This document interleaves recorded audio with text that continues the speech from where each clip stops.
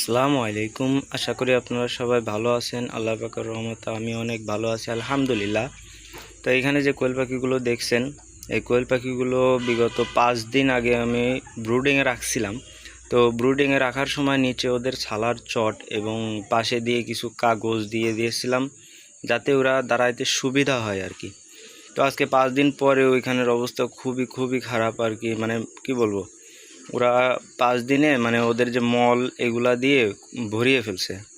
তো 5 দিন পরে আজকে পরিষ্কার করে ওদেরকে মানে তুষের উপরে, কাঠের যে ভুসি আছে আর কি, ওই ভুসির উপরে দেওয়ার পালা। তো সকাল সকাল উঠে আমি আর কি ওদের যে পুরনো ময়লা যে ছিল ওই ময়লাগুলো পরিষ্কার করে পরে গিয়ে কাঠের ভুসিটা দিয়ে তারপরে ওদেরকে মানে ওদের পয় পরিষ্কার রাখাটা খুবই প্রয়োজন যেহেতু ব্রুডিংয়ে। আর একটা জিনিস আমি বলে রাখি যে আপনি আপনার শখের জিনিসগুলো যত মানে যত্ন করে রাখবেন, এই যে কোয়েল পাখি বলেন, মুরগি বলেন, যাই বলেন, যত যত্ন সহকারে বা যত পয় পরিষ্কার রাখবেন আপনি, আপনার মানে পশু পাখিগুলো ততই সুন্দর মানে সুস্থ থাকবে আর কি।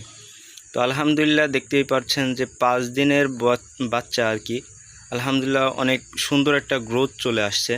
তো ওদেরকে উপরে উঠিয়ে দেওয়ার পরে ওদের পানি, তারপর হচ্ছে খাবার দিয়ে তারপর ওদের ওইখানে দিয়ে দিলাম। আর যে পানিটা দেখছেন ওইটা হচ্ছে লাইসোবেটের পানি। তো সবাই ভালো থাকবেন। আসসালামু আলাইকুম।